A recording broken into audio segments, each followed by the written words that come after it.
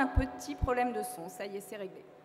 Bonjour, bienvenue. Je suis très heureuse de vous retrouver pour une demi-heure d'information autour du Salon international de l'alimentation qui se poursuit donc à Villepinte, au nord de Paris. Nous sommes ensemble pour cette émission parrainée par la chaîne d'info internationale France 24. Au menu de ce nouveau numéro de la Daily News, des innovations pratiques avec nos nombreux invités, la tendance haut de gamme, du lourd aussi et de l'actu avec la taxe sur les boissons énergisantes, un projet envisagé par le gouvernement. Et puis, on parlera viande, meat testing avec une visite sur le stand de l'Uruguay et le créateur du mouvement I Love Bidoche qui est aussi notre invité. Bonjour Nathalie Hutter-Lado, votre expertise et vos conseils, nutrition tout au long de l'émission avec un fil rouge un peu particulier aujourd'hui.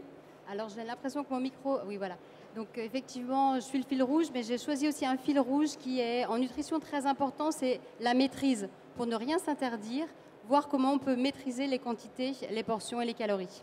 C'est dit. Avant de découvrir ensemble demain les produits qui seront dans vos assiettes, regardez cette image, c'est celle de la ministre du Commerce extérieur, Nicole Bricq. Elle est venue sur le Cial hier, accompagnée de Guillaume Garot, ministre délégué à l'agroalimentaire. Il a son bureau d'ailleurs sur le salon. Elle a insisté sur l'export, Nicole Bricq.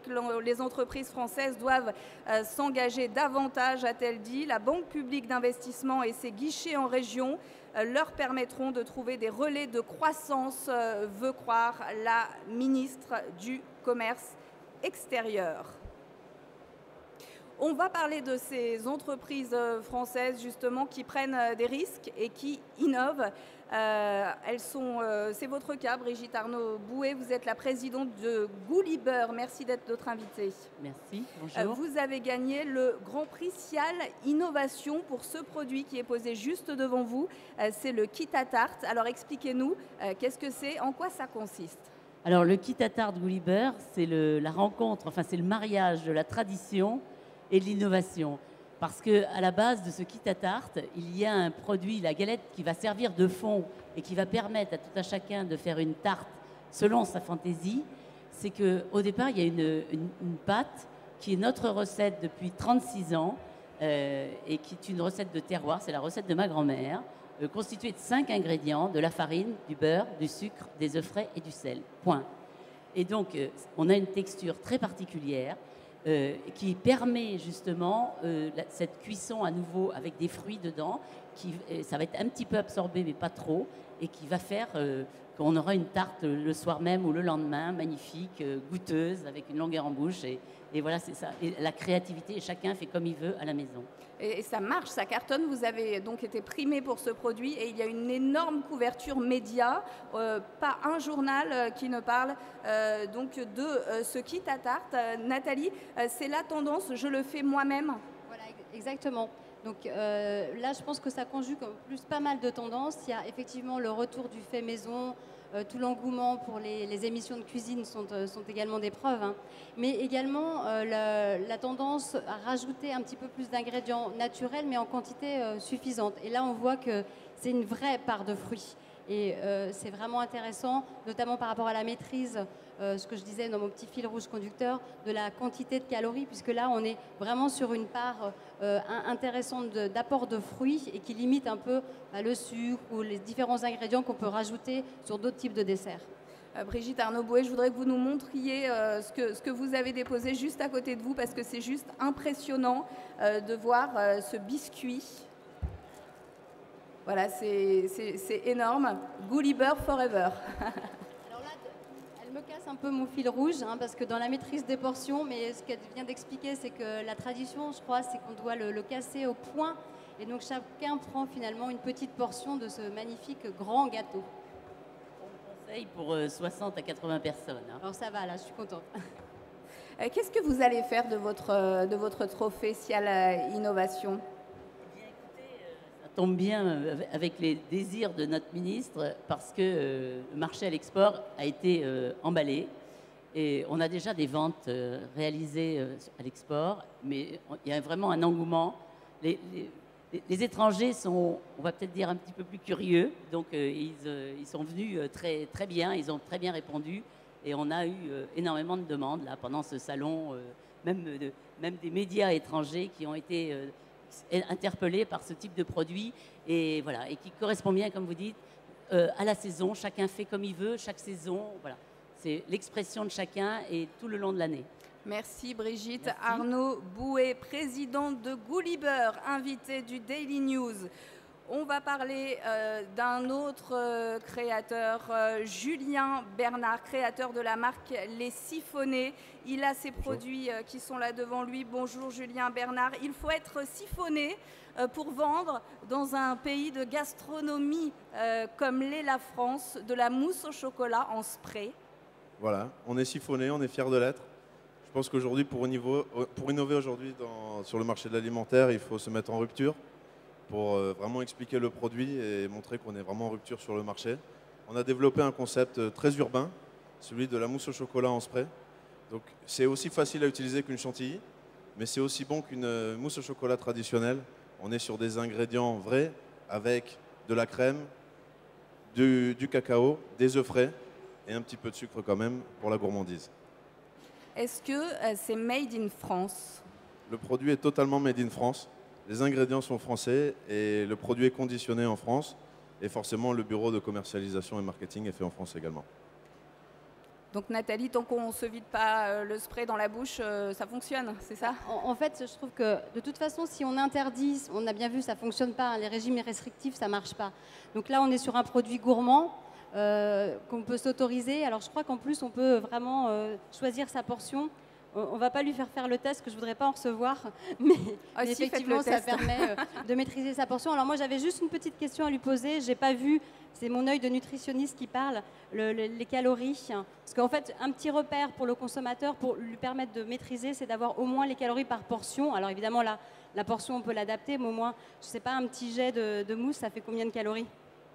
On sera sur une vingtaine de calories pour une petite portion.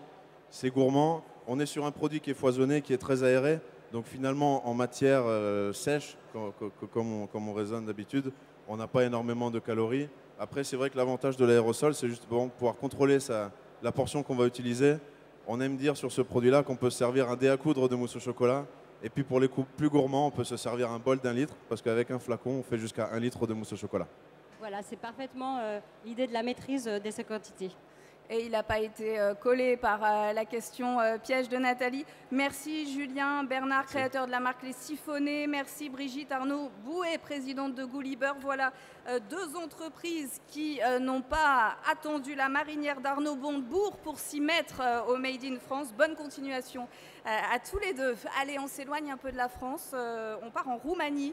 Enfin, sur le stand de la Roumanie au Cial, le pays veut s'éloigner de l'image low cost qui lui colle à la peau. Des pots de miel ou de confiture sont proposés dans des flacons haut de gamme. Leur prix, 365 € pièce.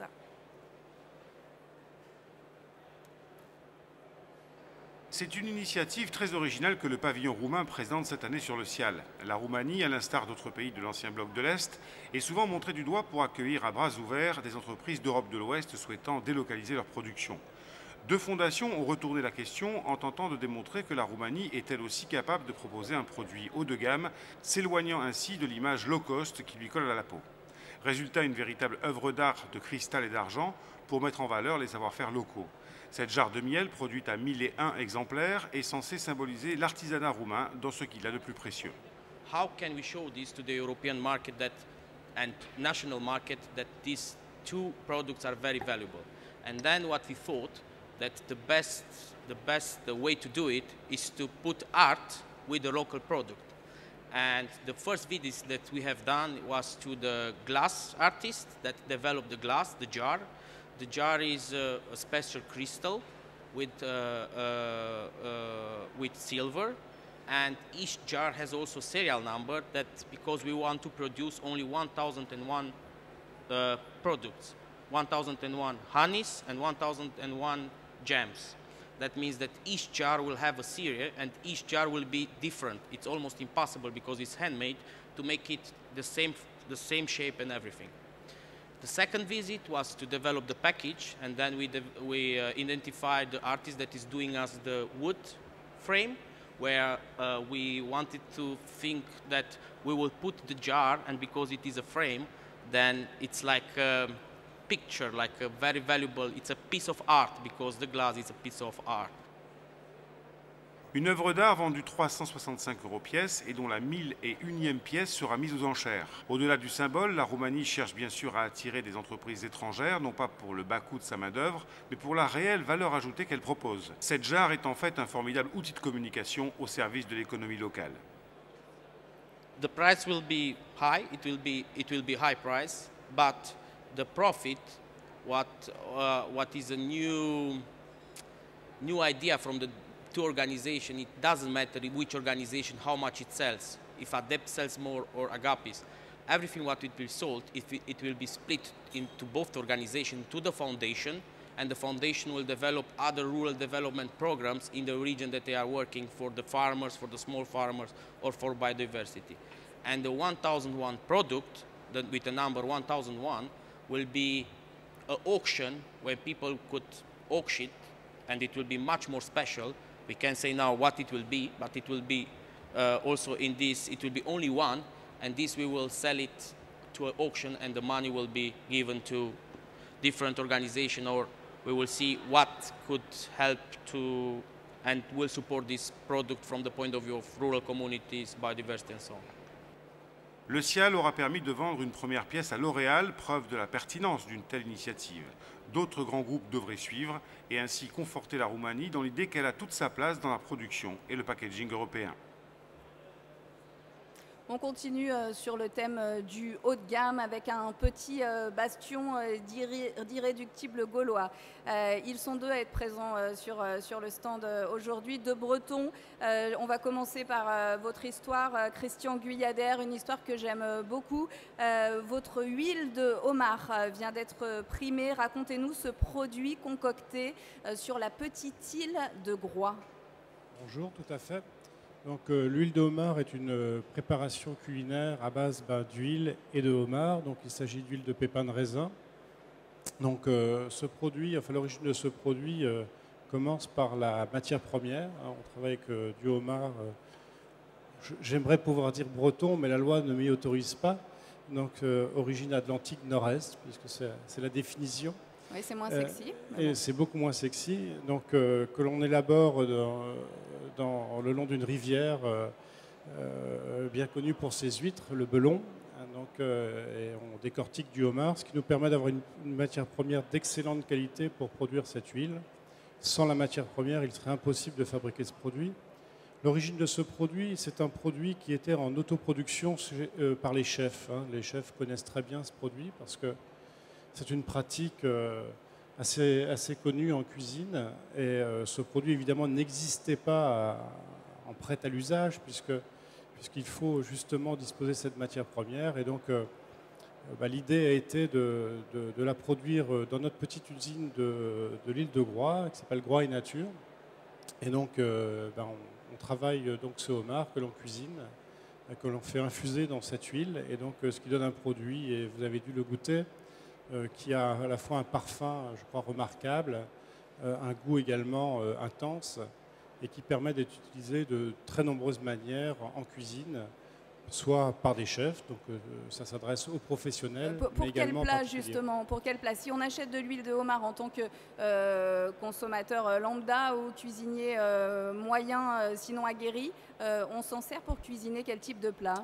Énormément de choses, puisque c'est un produit qui peut accompagner bien sûr une salade pour donner un parfum, donner un goût, qui peut se cuisiner, puisqu'on peut l'utiliser pour cuisiner des poissons, pour cuisiner des coquilles Saint-Jacques, pour cuisiner tous les produits de la mer, y compris même de la viande. J'avais un chef tout à l'heure sur mon stand qui m'expliquait qu'il l'utilisait également pour de la viande, qu'on peut également utiliser en topping sur des produits aussi simples qu'une bonne pomme de terre au beurre breton. Et ça fait un produit effectivement très culinaire. Un produit très culinaire et qui surfe donc sur la tendance du haut de gamme, hein, Nathalie. Alors oui, on a vu que pour maîtriser son alimentation, on pouvait faire du fait à maison, on pouvait avoir des emballages un petit peu originaux qui permettent de maîtriser les quantités. Et là, je pense qu'on est dans la sophistication. la sophistication qui permet vraiment d'apporter du plaisir à petites touches. Moi, j'aurais envie de le rajouter dans des pâtes. Je ne sais pas si, ce que ça pourrait donner. Mais on voit que... Voilà, on voit qu'on va pouvoir comme ça maîtriser parce qu'on aura un plaisir qui sera plus intense pour éviter de se gaver pour des calories qui apportent peu de goût finalement. Alors Christian Guyader, j'ai lu que vous étiez un petit peu à l'étroit dans votre petite conserverie et que vous aviez l'intention de pousser les murs. Ça va se faire, vous avez les investissements nécessaires, c'est pour augmenter le chiffre d'affaires, vous en êtes où? Je vois que vous êtes très bien renseigné. Enfin, ce projet Grow Nature que l'on a créé de toutes pièces donc, il y a 12 ans, était en fait une démarche de développement durable de proximité, c'est-à-dire qu'une île, il faut qu'il y ait non seulement des hommes qui y vivent, mais des enfants qui y naissent, qui aillent dans l'école, et pour ça, il faut des emplois à l'année. Et l'idée de départ de ce projet, c'était de créer de l'emploi pérenne, 12 mois sur 12 sur l'île, et donc on est content d'avoir créé effectivement aujourd'hui 9 emplois. Et c'est vrai que l'entreprise se développe, c'est vrai que ce produit nous apporte... effectivement un regain de communication et j'espère de clients. Et on parlait d'export tout à l'heure. Nous aussi, on avait beaucoup de clients étrangers sur ce salon. Et comme c'est un produit qui s'adresse à une clientèle très large, ça nous donne des perspectives. Et donc, on a effectivement un projet de doubler la taille de cette petite usine, si on peut parler comme ça, ou ce petit atelier sur l'île, ce qui est toujours un peu plus compliqué, puisque une île, c'est un petit peu compliqué. Il faut apporter les matières premières, il faut faire beaucoup de choses. L'insulaire Christian Guyader, invité du Daily News. Merci encore pour votre intervention. La crise économique qui réussit toujours aux produits régionaux avec le retour du lapin. Alexandre Bonnier est là pour nous en parler, c'est la société Bretagne Lapin. Alors on ne parle pas du lapin de nos grands-mères dont on enlevait le pyjama, Alexandre, on est bien d'accord, on parle d'escalope de lapin, c'est pratique, c'est rapide, c'est urbain. Tout à fait, donc on est toujours dans le Made in France, enfin Made in Bretagne. Donc Bretagne Lapin, on travaille avec des éleveurs bretons, donc on est spécialisé en viande de lapin exclusivement. Donc c'est une viande c'est une habitude de consommation qu'on a un petit peu perdue. Donc là, on essaie de remettre à la mode cette mode de consommation. Donc un produit micro-ondable, donc c'est 2 escalopes, donc désossées, donc produit facile à préparer. Et donc voilà, donc pour le consommateur. Et c'est un produit noble, le lapin. Alors, non seulement on va remoderniser finalement des viandes oubliées, ça va augmenter finalement notre équilibre alimentaire, ça va permettre de le favoriser parce qu'on va choisir comme ça différents types de viande. Chaque type de viande a ses avantages nutritionnels. Là, il se trouve qu'en plus, c'est une viande blanche, donc peu grasse également. Et donc, on va de cette façon accompagner le consommateur dans la recherche de l'équilibre d'une manière générale. Et on parle donc d'une PME familiale, c'est ça? Oui, tout à fait. Je noterais que la Bretagne est quand même assez forte dans l'innovation, notamment en alimentaire. Donc, continuer, vraiment, c'est ce qui peut apporter à chaque consommateur des idées originales pour éviter de se gaver de produits trop riches. D'autant plus que vous jouez vraiment la carte du Made in France parce que je vois que sur le packaging, là, il y a un petit drapeau français, on voit le bleu, blanc, rouge. Oui, c'est une attente des centrales d'achat. Donc, travailler sur une origine France, sur des produits comme ça, c'est un plus pour nous, pour le consommateur. Parce qu'il y a beaucoup de viande de lapin qui vient de Chine, notamment. Il y a une forte concurrence sur votre secteur. Sur le marché, pas sur le marché de la GMS, le marché de la restauration un petit peu, tout à fait. Donc on met en avant cette origine qui est vraiment un plus pour nous, c'est très important. Ce label, peut-être un mot D'une manière générale, je pense que la France est vraiment emblématique d'un certain nombre de spécificités en gastronomie. Donc c'est toujours à l'étranger une image très valorisante. Donc oui, à fond sur le Made in France. Et là, moi, je rajouterais même un petit logo Bretagne. Et ben voilà, une idée glanée sur la Daily News, un logo Bretagne sur votre lapin. Merci à Alexandre Bonnier, merci encore pour votre intervention du lapin. On passe au canard, c'est un peu facile, c'est juste un mot pour vous dire que le canard enchaîné parle aujourd'hui d'une polémique qui touche le projet de cette nouvelle taxe sur les boissons énergisantes. On en parle avec un autre invité, Arnaud Doué. Bonjour Arnaud Doué. Vous êtes le directeur marché de Develop SAS, société Shaman Energy Drink. Est-ce que vos produits seraient, je dis bien seraient parce que c'est un projet, seraient concernés par cette nouvelle taxe? Alors tout d'abord, je vais préciser aussi que nous sommes une entreprise française. Et c'est bien de le préciser parce que dans les boissons, on est souvent sur des grands groupes internationaux et on est indépendant et français. Je voulais le préciser. Deuxièmement, vous l'avez dit, on est aujourd'hui sur encore une nébuleuse sur cette partie d'hypothèse de taxe sur les boissons énergisantes. Pour autant, on en a déjà beaucoup parlé. Il y a eu beaucoup de communication dans la presse. Donc on n'est pas dupe, je pense qu'il va se passer quelque chose. Maintenant, nous, à titre personnel, on ne sait pas également à quelle sauce, entre guillemets, on va être mangé, puisqu'on ne sait pas si c'est la caféine et ou la taurine qui va être taxée. Et par exemple, nous, aujourd'hui, la boisson Shaman est une boisson énergisante puisqu'elle contient de la caféine, mais c'est une boisson sans taurine et une boisson naturelle puisque tous les ingrédients qui sont à l'intérieur sont naturels, y compris la caféine qui provient, par exemple, pour cette bouteille-là, de la grenade et du guarana. Et sur cette bouteille version café, du café.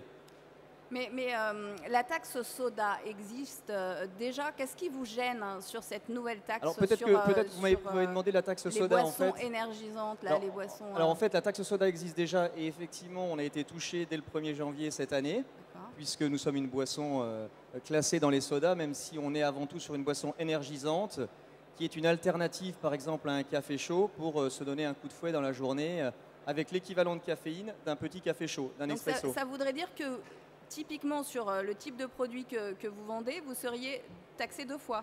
Oui, alors en tout cas, il y a déjà une taxe qui a été opérée, ça y est, elle est faite, elle est dans les compteurs. Et maintenant, sur la boisson énergisante, on a parlé de choses énormes, puisqu'on a parlé de 50 centimes à la canette de 25 centilitres. C'est juste colossal, sur des produits qui ont déjà une valeur importante sur le marché. Maintenant, on revient à des choses plus basse, puisque j'ai lu encore aujourd'hui dans la presse entre 10 et 50 centimes à la canette. Qu'est-ce qui va se passer?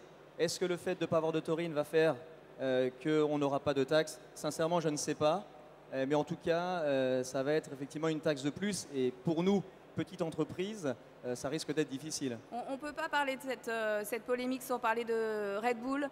Ils sont sur le marché français depuis 2008. Vous pensez que c'est pour freiner l'explosion des softs de cette marque, cette taxe? Alors, freiner l'explosion des softs et des energy drinks, je ne sais pas, puisque aujourd'hui, en tout cas, effectivement, sur le marché des soft drinks, la catégorie qui tire le marché, ce sont les boissons énergisantes, avec une croissance à 2 chiffres assez impressionnante. Maintenant, on a entendu beaucoup de choses sur les boissons énergisantes. Je pense qu'il a été dit aussi des choses tout à l'heure qui m'ont plu sur le côté question d'équilibre. À un moment donné, je pense que Red Bull ne demande pas non plus aux consommateurs de consommer 10 Red Bull. Et je pense que comme plein de produits, il n'est pas bon de boire 10 Red Bull, comme il n'est pas bon de boire 10 Shaman. Donc effectivement, c'est une proie un petit peu facile que de la catégorie boissons énergisantes. Dans quelle mesure peut-on consommer ces boissons énergisantes, Nathalie? Avec quelles précautions? Voilà, il m'a chopé un peu mon sujet de la maîtrise, mais il n'y a pas de souci, j'en ai d'autres derrière. Non, vraiment, la difficulté en fait sur les boissons énergisantes, c'est de savoir à quelle cible elle peut être finalement donnée de manière très saine. Donc là, moi j'avais lu sur l'emballage américain, qui sont toujours un petit peu plus pointilleux, qu'effectivement c'est à éviter pour les femmes enceintes, les enfants en bas âge. Mais si ça remplace un café, on voit bien que tous, on a une consommation un peu de boissons énergisantes, ce qui nous permet de redonner un petit coup de fouet pour tenir 5 jours au ciel, par exemple. Je confirme. Donc voilà, tout dépend effectivement de la façon dont on va le consommer, mais en ayant un certain nombre de précautions de consommation, ça permet. Et puis là, il n'y a pas finalement de tromperie pour le consommateur, parce que dans boissons énergisantes, on se doute qu'il y a de l'énergie et donc des calories. Donc là, on sait qu'on n'est pas en train de boire de l'eau plate.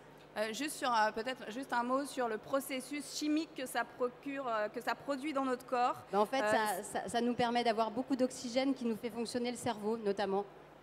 Et ça fonctionne. Peut-être un rajout. Je pense qu'il y a peut-être aussi un amalgame avec la partie alcool, puisque aujourd'hui, sur des boissons énergisantes, on va dire classiques ou de grande notoriété, on a beaucoup de communication sur les mix avec l'alcool, etc. Il faut savoir déjà que la consommation de boissons énergisantes avec l'alcool, c'est moins de 20% de la conso.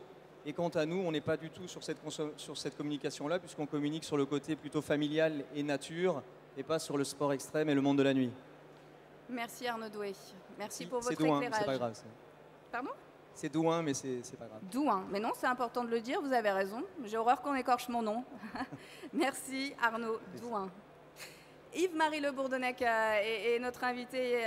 Merci d'être là. Vous êtes la star de la viande. Vous êtes un boucher français très connu sur la place parisienne, mais aussi implanté à l'international. Vous êtes le créateur du mouvement I Love Bidoche. Moi aussi, I Love Bidoche. Me too. Me too. Bon, bah, you too, parfait. Est-ce que vous constatez qu'il y a peut-être eu une période où les consommateurs se sont un peu détournés de la viande et qu'ils y reviennent maintenant ? Actuellement, oui, ça revient tout doucement en fait. On a une chute de consommation, il faut le dire en ce moment.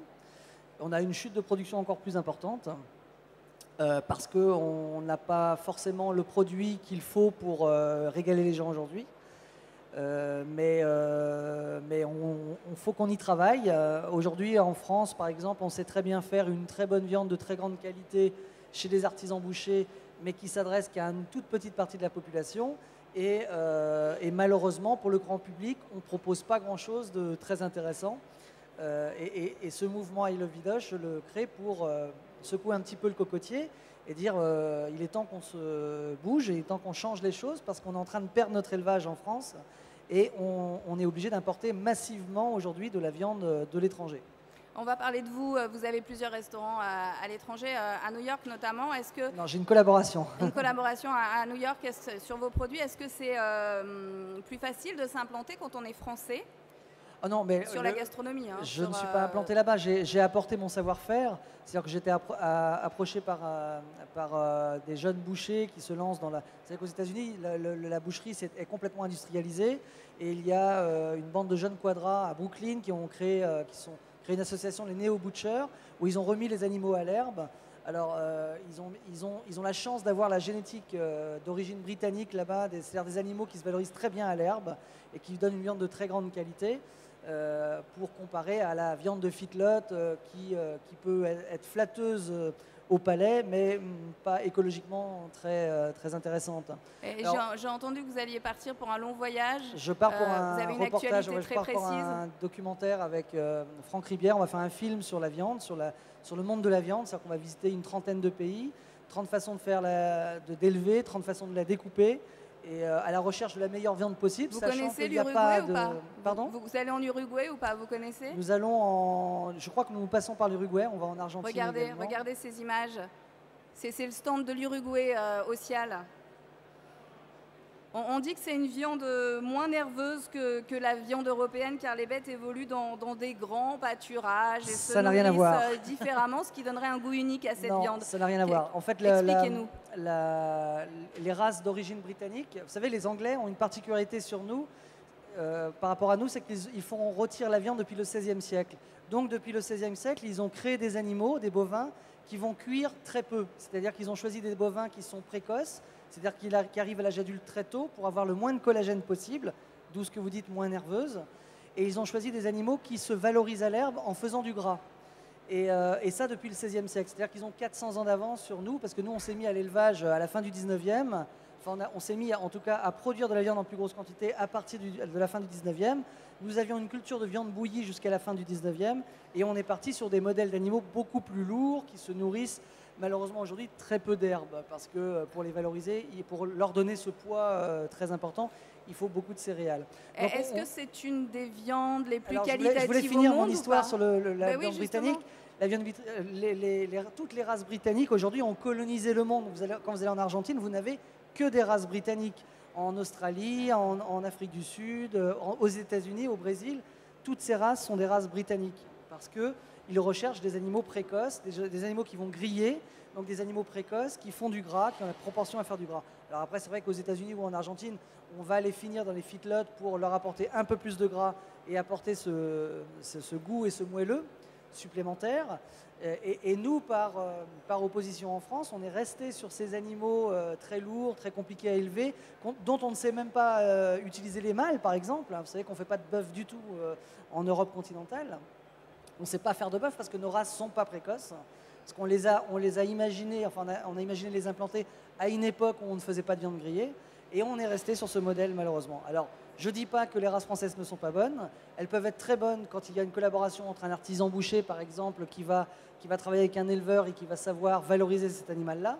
Mais je dis que ça s'adresse qu'à une certaine partie de la population. C'est différent. Et qu'on devrait aujourd'hui, nous, artisans bouchers, qui avons cette position centrale dans la filière, c'est-à-dire qu'on voit l'amont et l'aval facilement, on connaît toutes les demandes et toutes les possibilités d'élevage, on devrait initier un nouveau modèle d'animaux qui pourraient se nourrir de notre paysage et d'être un peu indépendant de la filière céréales. Eh bien, c'est dit. Merci Marie Le Bourdonnais. Je crois, Nathalie, qu'il n'y a pas grand-chose à rajouter. Il y a juste que peut-être une entrecôte de 300 grammes dans un de ces restaurants que je peux citer, peut-être que j'ai testé, qui s'appelle le Beef Club.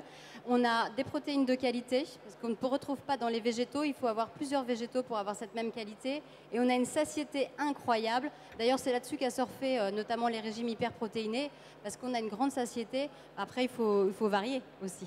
Nathalie Hutter-Lardot, Atlantique Santé. Merci à tous pour votre participation. Merci à ceux qui ont suivi cette Daily News. Demain, ce sera le clap de fin du CIAL et je recevrai pour tirer un bilan du plus grand salon agro au monde, Valérie Laubry. Portez-vous bien en attendant et à demain. Merci.